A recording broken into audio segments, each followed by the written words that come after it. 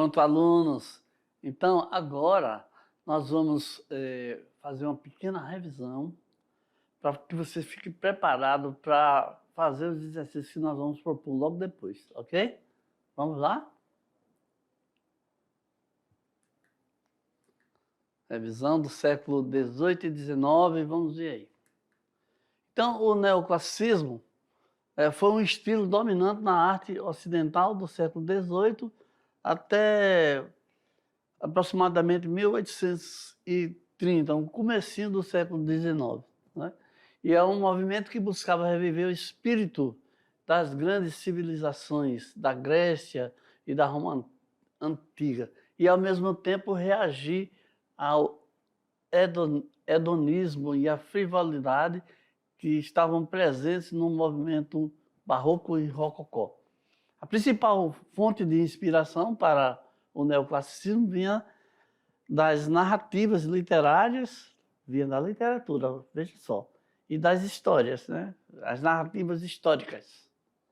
Seguindo aqui, nós temos que o romantismo é o outro movimento, né? Que foi um período que dominou, foi no início do século XIX, né?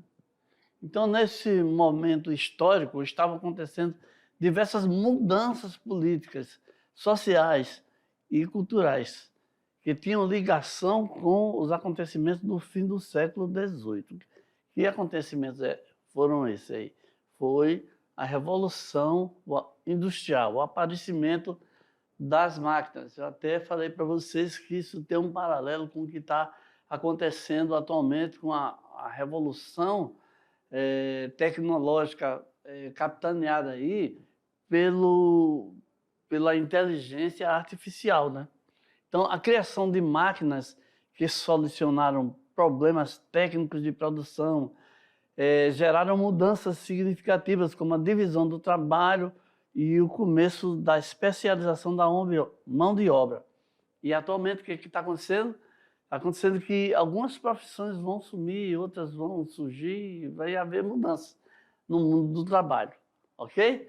Então, acabamos de tirar as dúvidas, né? E eu espero que você tenha visto aí nesse rápido resumo aí, tudo o que diz respeito aos dois movimentos, para que você responda as nossas questões que nós vamos colocar agora para vocês, ok? Vamos lá.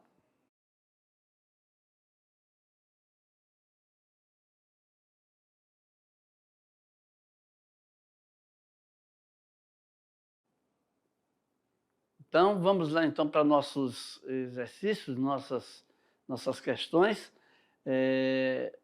A primeira questão é o seguinte: uma boa coisa para você resolver questões é fazer uma boa leitura dela, porque aí, com uma boa leitura da questão você já consegue mais ou menos antever a resposta, né? Então, de acordo com os neoclassicistas, nós vimos várias características. De acordo com eles, só haveria arte se os artistas resgatassem os ideais gregos e renascentistas. E a arte, nesse período, era considerada bela. Então, sobre a arte no período neoclássico, assinale entre essas alternativas, aí, essas afirmações aí, a alternativa correta. O movimento neoclássico, né, foi um movimento artístico que preserva os padrões e ideais clássicos antigos nas obras de arte. Foi um movimento que se relaciona diretamente ao cotidiano e as pessoas tinha como característica o uso de cores fortes e primárias. Retratava momentos históricos relacionados à pintura histórica. De acordo com os neoclassicistas, obras de arte, se os artistas recriassem as obras a partir de ideais contemporâneos da época. Então, você aí, como é um super nerd, um fera, já detectou que a nossa resposta é a letra A, que fala o seguinte: o movimento neoclássico foi um movimento artístico que preservava os padrões e ideais clássicos antigos nas obras de arte. Então, vamos depois analisando aí. Não deixe de fazer isso, tá? Esse exercício de analisar as outras alternativas, para que você veja por que não correspondem à resposta correta. É um bom exercício para você, aluno. Vamos aqui para a questão de número 2. O período em que o romantismo dominou a arte foi o início do século XIX. Nesse momento histórico, estavam acontecendo diversas mudanças políticas, sociais, culturais, que tinham ligação com os acontecimentos do final do século XVIII. Então, sobre o movimento do romantismo, está correto o que se afirma enfatiza a exasperação das emoções, o exagero das emoções. A psicologia humana e a natureza eram pouco consideradas. A liberdade de criação e de expressão. E 4 aqui, enfatiza o nacionalismo. Então, vamos ver entre as alternativas, né? Quais são as que estão corretas? Seria na letra A as 3 primeiras, ou então a segunda, a terceira e a quarta. Você indo lá e voltando e analisando direitinho, você vai chegar à conclusão de que a única alternativa que não tem erros é a letra E, porque na afirmação, na segunda afirmação, vamos voltar aqui rapidinho, fala que a psicologia humana e a natureza eram pouco consideradas, né? Isso não é verdade, tá, gente? Isso aqui é fake, é falso. Então, por isso que a resposta correta é a 1, 3 e 4. Vamos para a próxima questão. Observe a imagem, né? O quadro aí de Henry Fuseli, de 1781, O Pesadelo, tá? Então, tem uma pessoa ali, tem umas figuras aí estranhas. Foi feito com a técnica usando óleo sobre a tela. E veja aí que a maestria aí no uso do claro e do escuro aí é fantástica, para destacar a figura principal. Então, na questão 3, vamos ver. Na obra acima, essa que a gente acabou de ver, vemos uma pintura a óleo do período romântico. Certo? Então, sobre essa obra, quais as características citadas abaixo que correspondem ao período romântico, período que foi estudado? Então, temos aqui o mundo interior do artista era o conteúdo das obras do período romântico. Os artistas se baseavam em histórias políticas atuais para reproduzirem, atuais daquele tempo, né? Para reproduzirem suas obras. O romantismo se tratava de relacionamentos românticos e reais.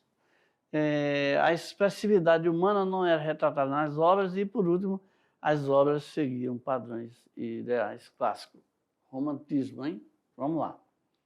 Então, a nossa resposta vai ser: o mundo interior do artista era o conteúdo das obras do período romântico. Uma das características mais marcantes do movimento, como a gente estudou. Ok? Então, vamos seguir aqui e observe mais uma vez essa outra imagem aqui, Faedra, né? Do Alexandre Cabanel. Naquele tempo ali, o F, né, o PH era lido como F, tá, gente? Por isso que eu li aqui Faedra. De 1880. É a linguagem antiga, né? Então, você observou bem, uma mulher lá deitada, né? Ela é a figura principal, porque ela que está mais destacada pela luz, e tem essas outras pessoas aí servindo, à disposição. Vamos ver aí o que você vai responder sobre isso aí. Sobre a arte acadêmica francesa, veja aí que mudou, são consideradas características desse movimento, né? O academicismo francês. Vamos ver. Eram temas que retratam a realidade da escravidão e dos servos, né? Aqui na letra B nós temos que eram as características marcantes são o caráter ilustrativo e literário, marcados pelo formalismo e pela linearidade. Exatidão nos contornos, temas dignos e clareza. Aqui, as poses escultóricas são compostas por naturalidade, realismo e objetividade. Letra D aqui, os artistas tinham em tudo de expor a desigualdade social da época. E, na letra E, as obras só retratavam mulheres. Então, o que a arte acadêmica francesa ressaltava no seu movimento? Então, as características dessa arte aqui eram o caráter ilustrativo e literário, marcado pelo formalismo, pela linearidade, a exatidão dos contornos, né? E os temas dignos e a clareza. Então, vamos para mais uma atividade dessa aqui que tem a ver com o Enem, né? Então, observe aqui nossa obra aqui, que nós já estudamos bastante, né? Então, o quadro acima é do pintor francês Eugène Delacroix, que morreu em 1863, e ele se chama A Liberdade Guiando o Povo, né? Ele vem de 1830. Tá? Então, esse quadro tornou-se uma das representações mais famosas da Revolução Francesa. Pois, por que foi que esse quadro se tornou o mais famoso? O que foi que aconteceu? Então, vemos aqui as alternativas. O que será? Seria porque nele podemos observar todas as características do simbolismo, como a representação de todas as classes que participaram da fase inicial do movimento, com destaque para a bandeira tricolor, criada pelos revolucionários, levada pela figura que lembra a participação intensa e fundamental das mulheres no processo. Aqui, uma outra alternativa aqui para essa questão seria porque utiliza uma linguagem de fácil entendimento, onde é possível de aprender todas as fases da Revolução Francesa numa só imagem, situando a obra no contexto da arte impressionista. Tem mais, hein, gente? Aqui na letra C, tornou-se também um ícone do estilo rococó, do qual Delacroix é um dos fundadores e permite observar o caráter violento da Revolução.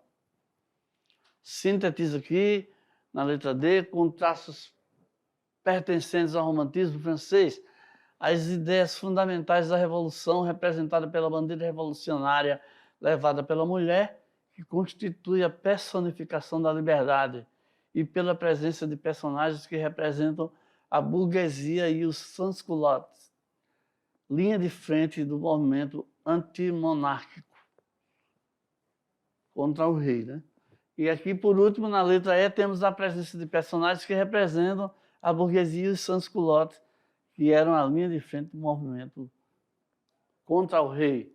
Então, nós vamos ver aqui que a nossa resposta aqui é a letra D, que é porque ele sintetiza, junta com traços pertencentes ao romantismo francês, as ideias principais da Revolução e dos personagens que estavam na linha de frente do movimento contra o rei, que tomou aquelas atitudes aí antipopulares, né?